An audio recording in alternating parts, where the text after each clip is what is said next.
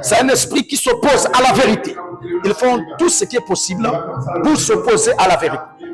Ils vont même tuer pour empêcher la vérité. D'ailleurs, Saint Augustin d'Hippone va déclarer, et comme Paul, quand il prenait la mauvaise voie, Dieu l'avait frappé d'aveuglement. Donc nous aussi, on peut frapper d'autres nations qui ne sont pas catholiques. Amen. Qui sont hérétiques. Nous avons le droit de les châtier. Voilà pourquoi beaucoup de gens ont été tués. C'est là où on parle de l'inquisition d'Espagne. Ceux qui ne sont pas catholiques étaient des hérétiques. Il fallait les massacrer, il fallait les tuer. Il y a eu environ 68 millions de protestants qui ont été massacrés lors de la révolte de Martin Luther. Amen. Quand Martin Luther était en train de montrer la vérité, que cette voie n'était pas bonne, on les a massacrés. Amen. On essaie d'avancer. Amen.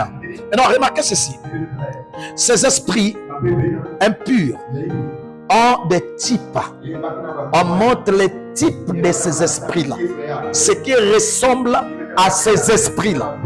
Qu'est-ce qui ressemble à ces esprits? Amen. Qu'est-ce qui ressemble à ces esprits? Prenez avec moi Apocalypse 9.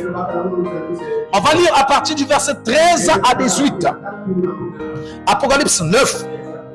Nous allons passer pour vous parler d'abord du deuxième malheur. Amen. Deuxième malheur. Parce que le premier malheur, comme vous lisez dans le verset, dans l'Apocalypse 9, verset 12, on dit le premier malheur était passé, il y avait deux qui restaient. Si nous lisons dans Apocalypse 7, on dit il y avait 4 oranges qui étaient dans les 4 coins de la terre. Amen. Qui retenaient les 4 vents. Il y a les 3 vents qui étaient réservés pour la terre ici. Et il y a le 4e vent après l'enlèvement, après la destruction. C'est ce qu'on appelle le Gog et Magog. Amen. Maintenant, regardez les 3 malheurs dont on nous mentionne dans l'Apocalypse. Le premier malheur, là nous passons au deuxième malheur. Je sens que quelqu'un veut me dire, mais le premier malheur là, amen, on va aller, on va revenir. Amen. On va prendre d'abord Apocalypse 9, versets 13 à 18. Nous sommes habitués à lire à tout moment. Amen. On se sent bien pour que tous, ça concerne tout le monde. Je sais ce qu'on est en train de dire. Lisons au nom du Seigneur. Et j'entendis une voix venant des 4 cornes de l'or qui est devant Dieu, et disant aux 6e ange qui avait la tempête, et les 4 anges qui sont liés sur le mont de l'Euphrate. Voilà. Donc il y avait 4 anges qui étaient liés. Alléluia. Oh, ça commence à plaire encore. On nous dit 4 anges étaient liés, étaient cachés, étaient scellés sur le fleuve Euphrate. Ah, Zabir. Amen. On nous parle des 4 anges. On dit ces 4 anges-là, ils sont réservés pour l'heure, pour le jour, pour le temps. Amen. Lisons d'abord le verset qui suit. Et les 4 anges qui étaient prêts pour l'heure, le jour, le mois et l'année furent déliés afin qu'ils tuent le tiers des. Amen. Ils ne sont pas déliés pour rien. Remarquez ceci. Le mot ange veut dire messager. Il faut remarquer ici, on ne parle pas des messagers de Dieu, du ciel. Mais on dit ils ont été liés. Amen. Ils n'ont pas pu traverser l'autre civilisation. Ils ont été liés sur la mer Euphrate, les 4 anges, parce qu'ils ont une mission pour apporter le deuxième malheur. Alors, qui sont les 4 anges? Amen. Nous allons les découvrir. Le premier s'appelle Hitler. Le deuxième, Mussolini. Troisième, Eichmann.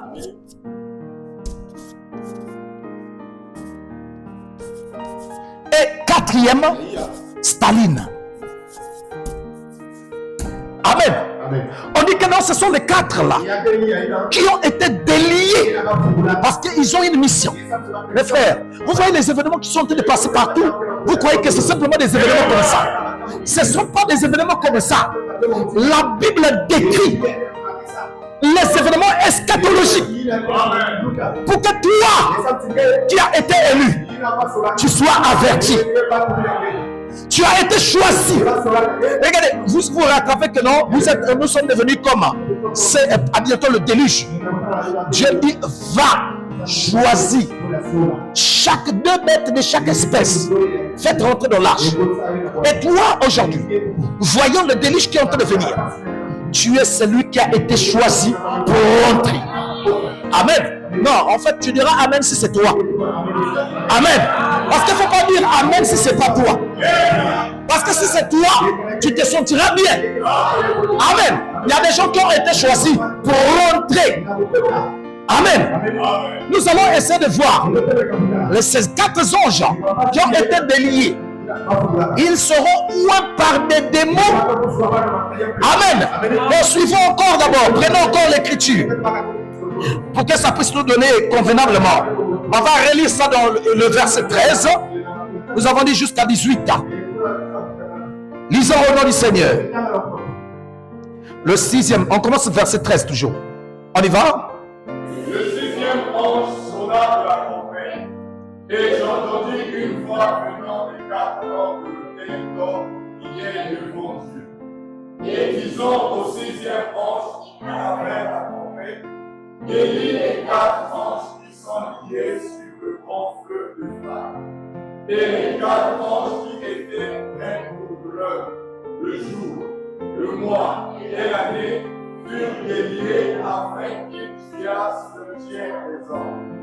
Le nombre de cavaliers de la était de 2 millions.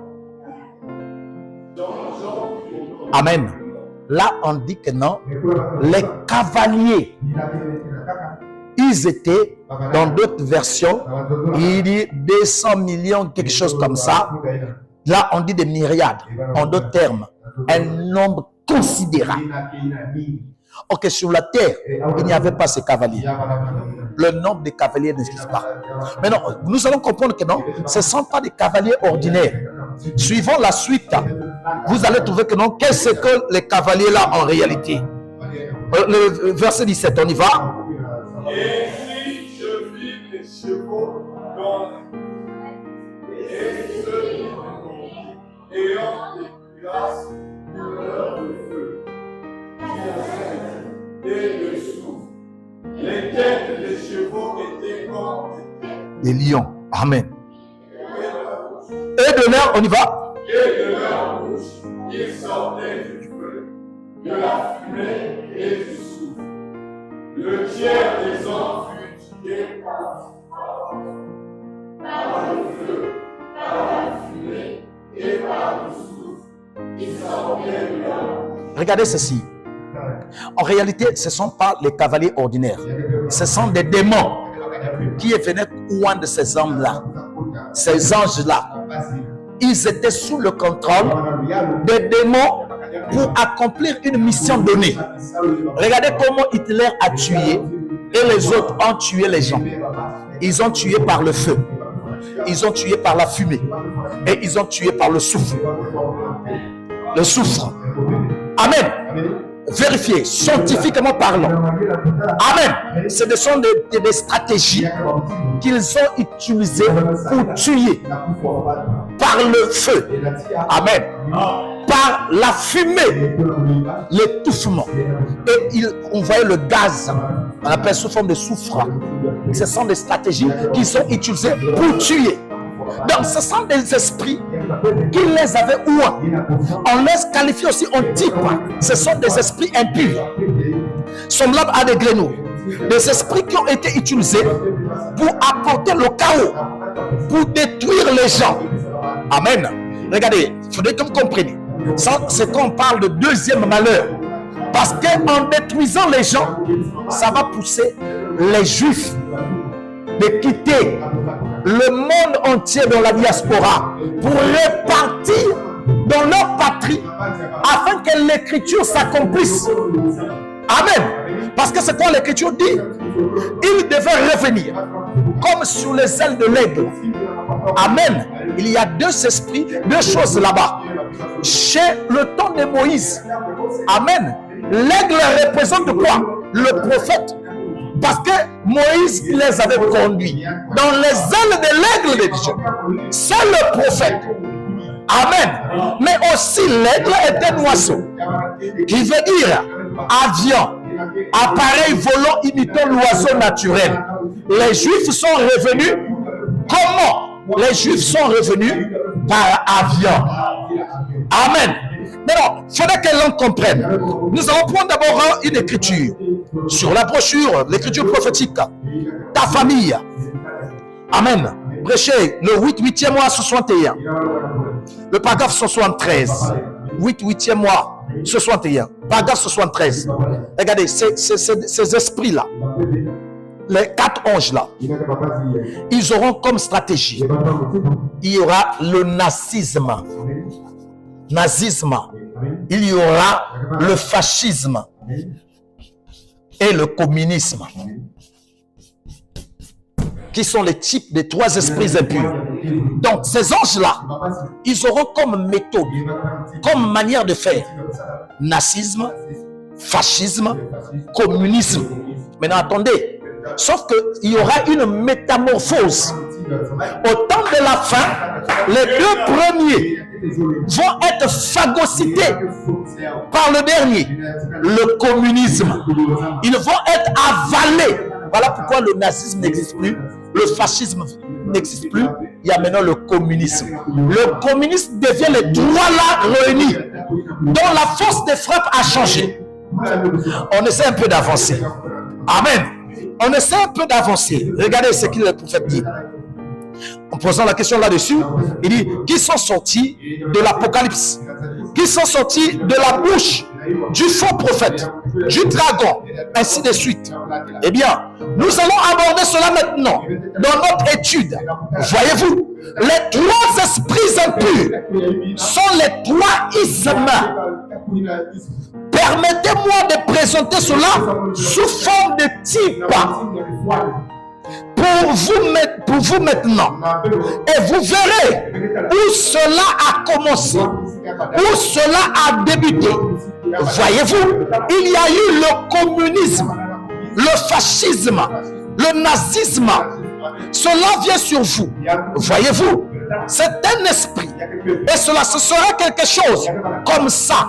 Seulement, cela, ce n'est pas vrai, vraiment cela. Dit, ça ressemble à cela. Mais ce sera 3 esprits, exactement comme cela, dont ils étaient en quelque sorte les précurseurs. Donc, les 3 esprits impurs, semblables à des grenouilles, ont leur précurseur, celui qui vient avant. C'est cela. Les 3 esprits impurs, les nazistes, les 3 ismes sont les précurseurs du véritable 3 esprits impurs. Nous allons découvrir les véritables 3 esprits impurs.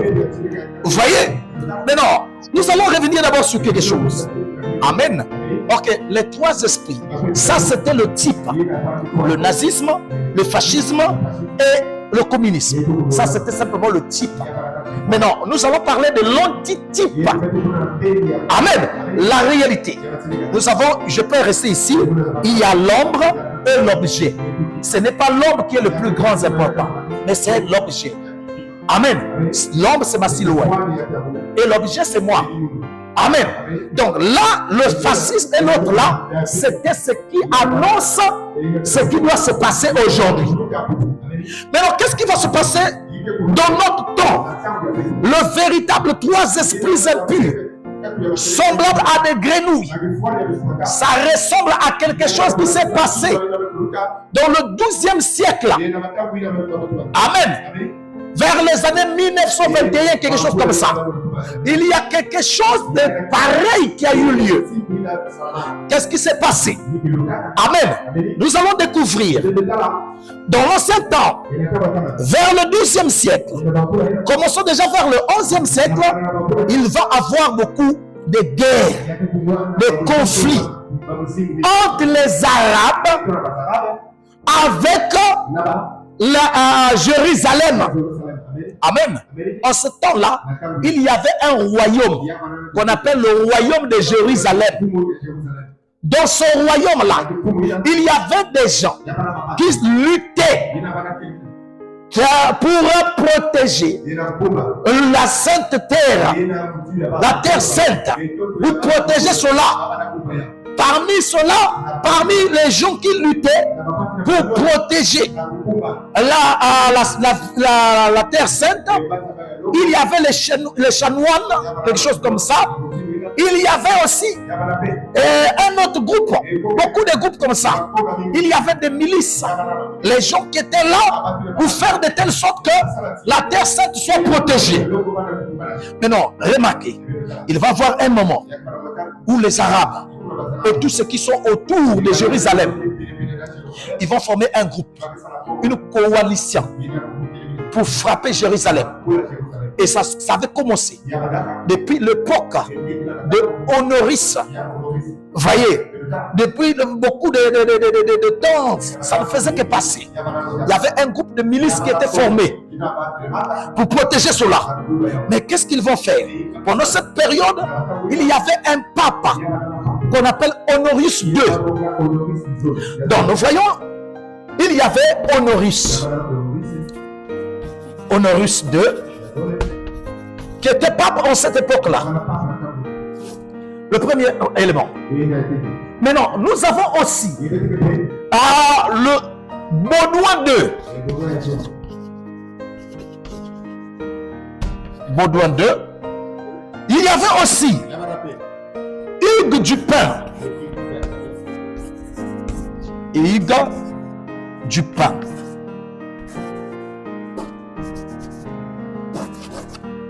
Amen. Les trois éléments-là, qu'est-ce qui va se passer avec les trois éléments? Il y avait le pape Honorius II. De l'autre côté, nous avons Baudouin II.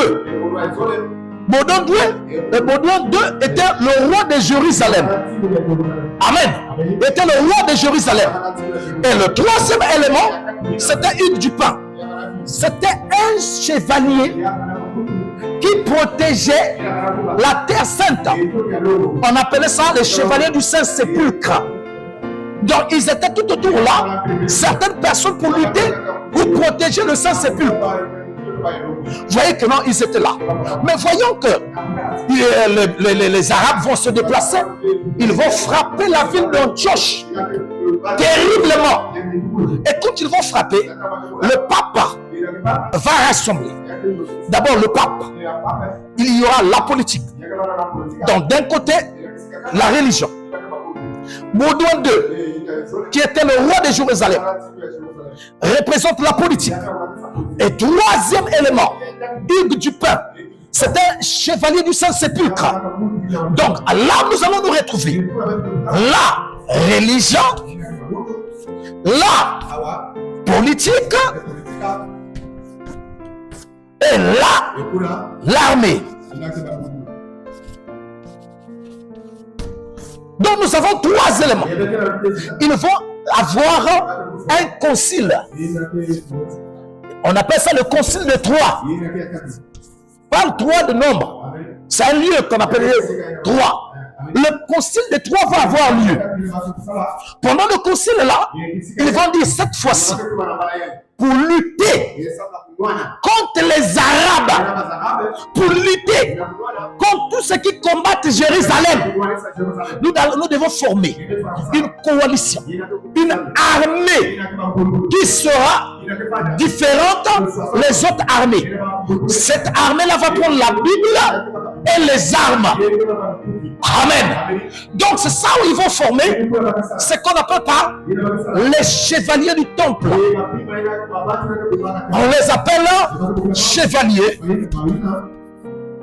du temple, qu'on appelle encore les templiers. Amen. Donc un groupe qu'on appelle les templiers, ou encore les chevaliers du temple, ou encore l'ordre du temple. Donc les Templiers là, quel est l'objectif? Réunir la prière et le combat pour défendre la terre sainte. Amen. Et vous allez retrouver que non, le motif était là, mais avec le temps, ils seront des hommes d'affaires. Ils seront sollicités comme des mercenaires partout. Ils vont s'enrichir. Ils seront vraiment célèbres. Maintenant, nous, en ce temps-ci, la même chose va avoir lieu. Amen. Et remarquez que non, il y aura pour combattre le communisme. Parce que c'est quoi? Amen. Surveillez, Ézéchiel avait prophétisé. À partir d'Ézéchiel 38 et Ézéchiel 39. Amen. Nous allons parler aussi de l'armée de l'Euphrate qui va tarir pour faire passer le roi du Nord. Amen. Et regardez que non, et pour combattre le communisme, pour combattre les Arabes, vous voyez qu'actuellement, le communisme est en train de se former. Le communisme. Amen. Le prophète dit, depuis vers des années 60 là-bas, il dit surveillez le roi du Nord. Il dit le roi du Nord, la Russie. Il dit vous surveillez. Parce que quoi la Russie? Israël est lié au centre de la terre. Mais vers le nord-est d'Israël, il y a la Russie. C'est lui le roi du Nord. On dit, Ézéchiel dit qu'il y aura beaucoup des autres rois qui vont s'assembler autour de lui. Il y aura des Perses. Amen. Qui est l'Iran. Il y aura aussi l'Éthiopie. Il y aura. Et tout autour vont être tout autour de lui. Regardez comment la Russie est en train de s'intéresser à l'Afrique. Tous les pays communistes en train de former, en train de se préparer. Quelque chose en train de se passer. Mais les gens ne se rendent pas compte. On est toujours dans l'abîmement. On croit que non, c'est de l'abîmement. Non, non, non, non. Ils vont former le groupe. Le prophète dit que non. Vous voyez, on a dit, le dragon avait 10 cornes. Et la Bible dit les 10 cornes sont les 10 rois qui n'ont pas de trône, qui n'ont pas de royaume, mais qui règnent en même temps que la bête. En d'autres termes, ils ne sont pas des gens qui ont mérité quelque chose. Ils sont des dictateurs. Or, remarquez, le prophète dit que la plupart des dictateurs sont ensemble avec le roi du Nord, le communisme. Vous voyez Corée du Nord, vous allez trouver la Chine, vous allez trouver le Japon, vous allez trouver l'Afrique du Sud, quelques pays d'Afrique, l'Éthiopie, l'Égypte, Libye. Tous ces trucs-là sont autour de la Russie, l'Iran et les autres, tout autour là. Ainsi maintenant. Amen. C'est là où maintenant les trois esprits impurs vont rentrer en scène. Ils vont dire, pour protéger la terre sainte, il faut un nouveau groupe, un nouveau regroupement de Templiers modernes. C'est là où on va mener. D'un côté, il y aura le romanisme. Romanisme qui représente quoi? Amen. Le catholicisme dans l'église catholique. Amen. Qui représente la bête. Qui représente la bête. Il y aura le protestantisme. Protestantisme. Qui représente quoi? Le COE. Amen. COE, Conseil écuménique des églises, qui sera sous le contrôle de la deuxième bête d'Apocalypse 13-11, les USA. Amen. Et troisièmement, on aura le judaïsme. Le judaïsme. Déjà, je vous ai parlé de la deuxième bête, comment ils vont créer l'image de la bête. Et le but va être maintenant de protéger la terre. Il faut christianiser la terre pour que la terre soit protégée. C'est là où il se prépare actuellement. Les trois esprits impurs semblables à des grenouilles. Quel est le but? Combattre le communisme.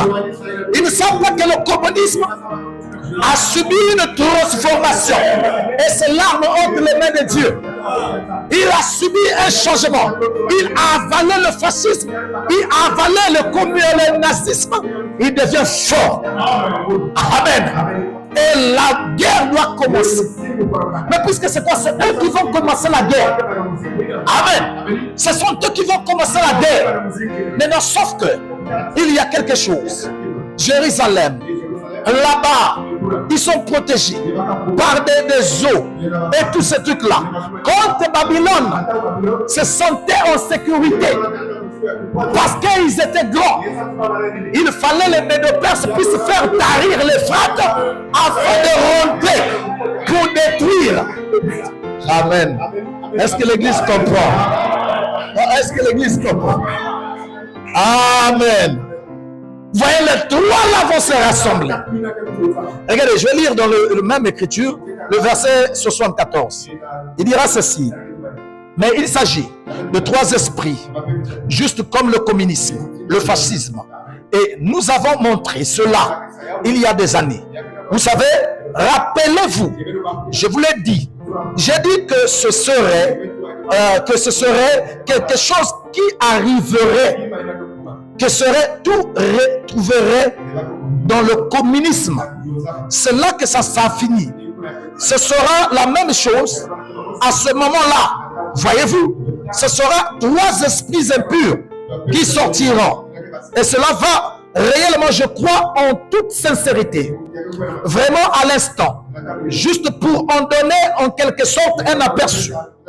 Si vous n'y voyez pas d'inconvénient, et si j'ajoute un peu plus à cela, quand je veux me mettre à expliquer cela, eh bien, vous direz, vous n'avez pas entièrement expliqué cela là-bas, ce soir-là.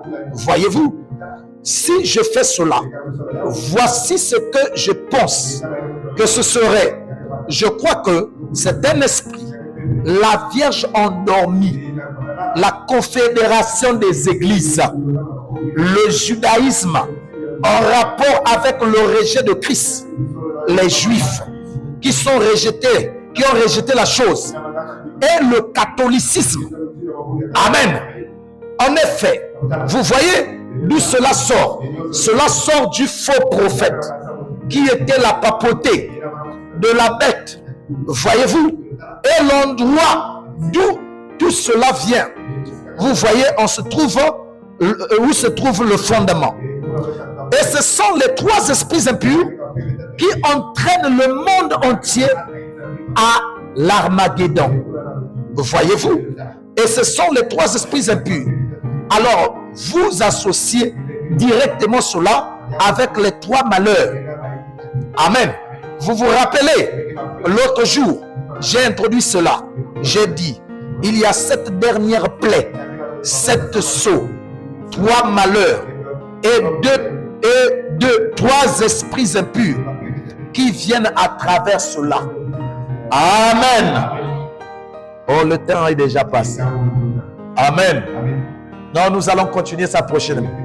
Bon, vous voulez qu'on continue? Non, prochainement. Amen. Donc, c'est très important que vous compreniez que ce qui se passe actuellement, ce sont des prophéties qui se réalisent. Mes frères et sœurs, ne devons-nous pas être plus sérieux? Voyez le temps qui est en train de passer. Voyez les rassemblements qui sont en train d'avoir lieu. L'épouse s'unit. L'épouse en train de changer la manière de voir les choses. Amen. Voyez que non, nous nous rendons pas compte, nous changeons l'âge. Nous avons le même âge, mais la saison est différente. J'ai commencé à bientôt, je vais vous parler de la saison de la vie. Parce que c'est quoi? Parfois nous confondons la saison du prophète et la saison de la vie. Mais pourtant, le même âge, dans la même année, on peut avoir la saison des safous, la saison des mangues, la saison des oranges. La période que ça va sortir. Donc, les enfants de Dieu, il y a des saisons, il y a des périodes où toi, toute chose s'accomplit. Nous ne sommes pas en train de guetter les prophéties. Nous ne prenons pas le temps ça. Et nous sommes en train de dormir. Il est temps que tu te sentes concerné par le programme de Dieu. Il est temps que tu prennes les choses de Dieu au sérieux. Alors pourquoi quand on dit certaines choses, vous allez être là, parfois vous, c'est comme si vous ne comprenez pas. Parfois, j'ai envie de reculer encore. Amen. Ce sont des prophéties, des promesses. Sondez l'histoire. Regardez le temps. Regardez la Bible. Les choses qui s'accomplissent actuellement. Si tu remarques non, tu n'es pas là où il faut. Dis Seigneur, pardonne-moi. Aide-moi à prendre position. Aide-moi à être solide. Aide-moi à être chrétien déterminé. J'ai besoin de ton aide. J'ai besoin de ton soutien. C'est ce que tu vas demander à Dieu. Alors que s'il y a une personne, tu sais que non, le temps est proche. Peut-être on n'a plus une année. Peut-être on n'a plus 3 ans. Peut-être on n'a plus 5 ans. Tu dis que Père, ma condition actuelle n'est pas forte. Je suis trop faible. Prenez ça au sérieux. Je suis trop faible. Je ne veux pas venir pour la gloire. Qu'est-ce que la gloire va me faire? Qu'est-ce que je peux devenir? Mais je veux humblement venir vers toi, tel que je suis. Dis Père, s'il te plaît, alors que vous allez prendre la position qui convient. Dis Seigneur, j'ai besoin de toi. J'ai besoin de répondre la force, la détermination.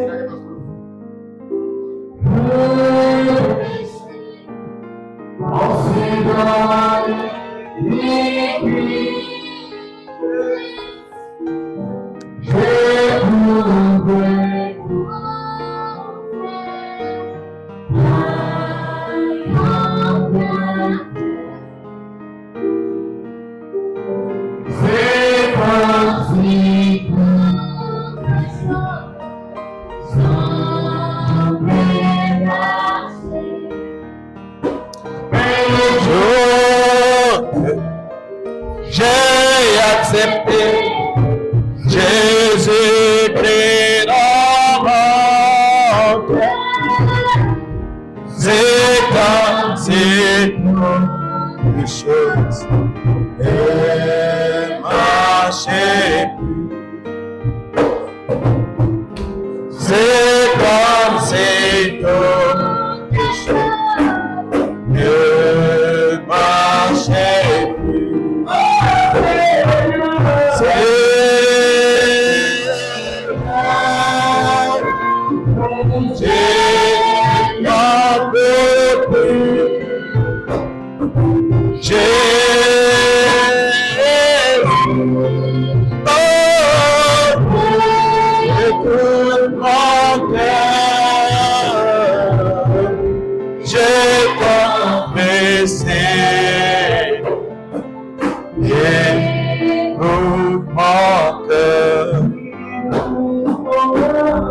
J'ai confessé,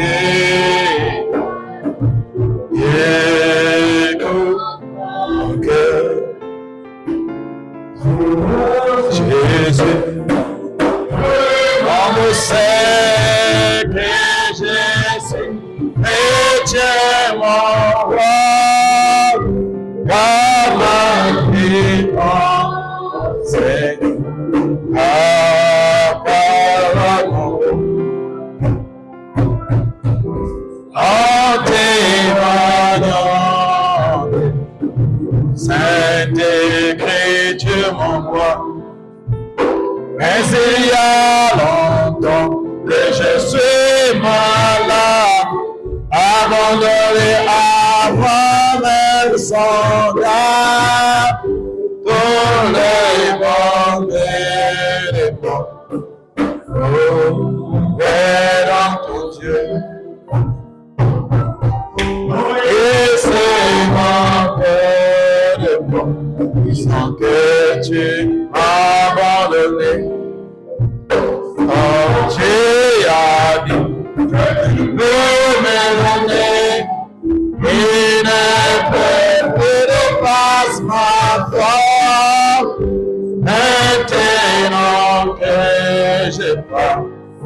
J'ai des peu de force. Maintenant que j'ai des peu de force.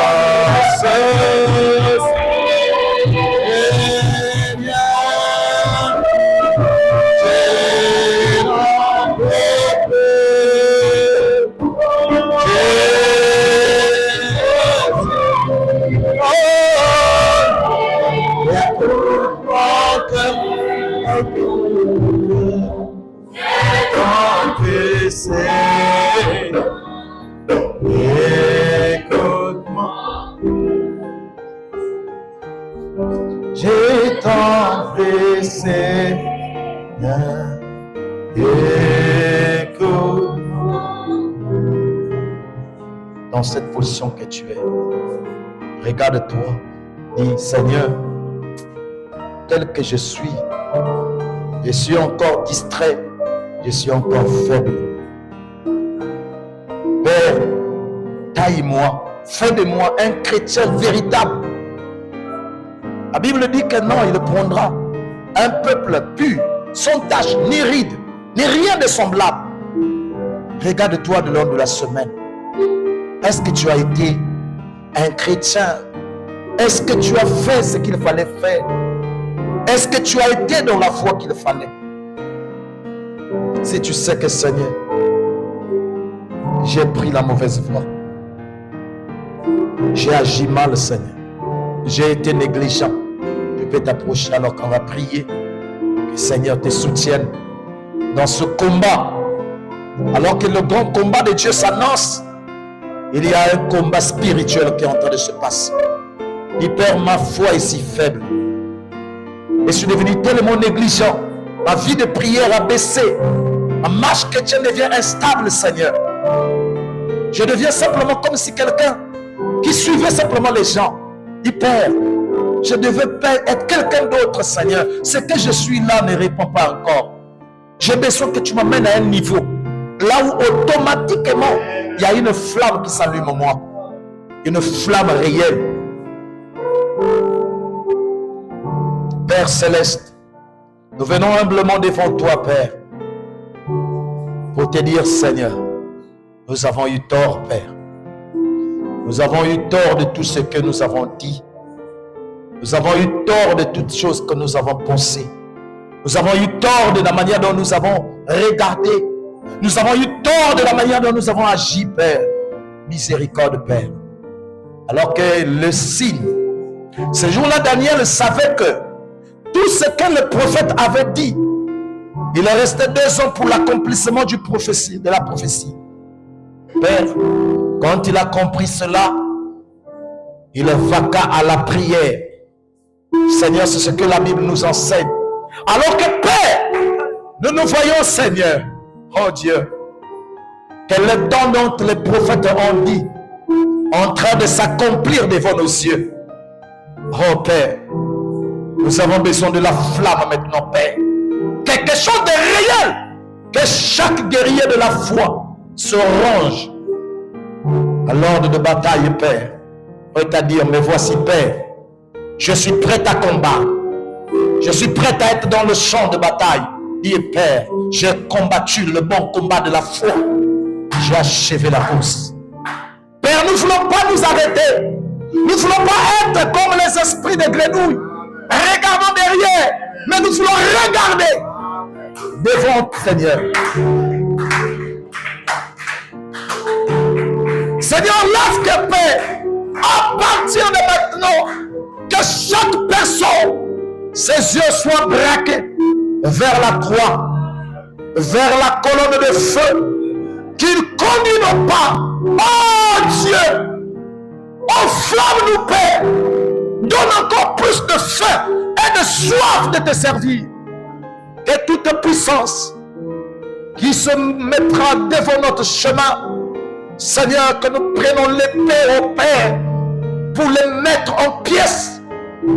Parce que tu nous as donné cette autorité. Seigneur, accorde ta miséricorde. Nous remettons tout à toi, Père. Nous savons que tu nous aimes, Père. Oh Dieu, Tu ne nous as pas appelés en vain, n'est-ce pour que nous arrivions là où il faut arriver. Oh Dieu, tu as dit tout ce que tu as appelé, tu as prédestiné, tu les as appelés. Ce que tu as appelé, tu les as justifiés, tu les as glorifiés. Seigneur, tu ne fais pas quelque chose à moitié. Tu amènes jusqu'au bout. Voilà pourquoi nous remettons tout à toi. Et le reste de service, les dîmes et ce front, tout nous remettons à toi. Dans le précieux nom du Seigneur Jésus-Christ. Amen.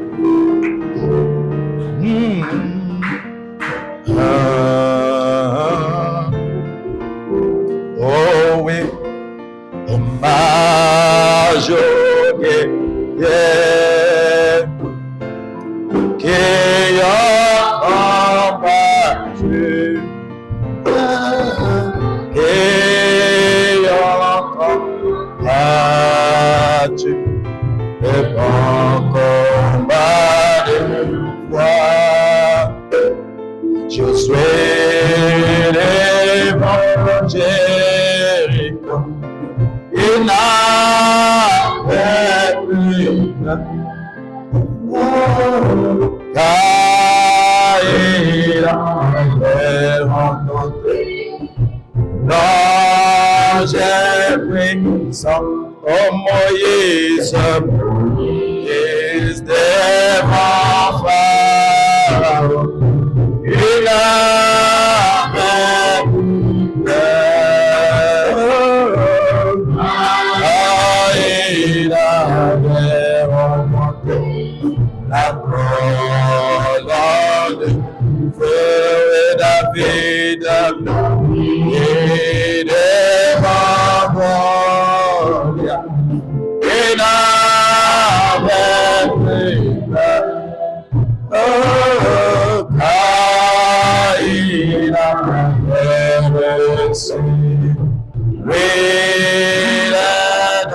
rédemption et c'est bien emmené moi et ton esprit afin que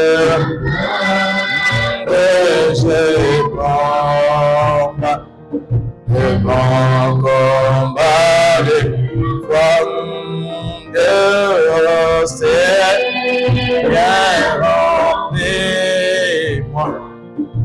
et ton esprit afin que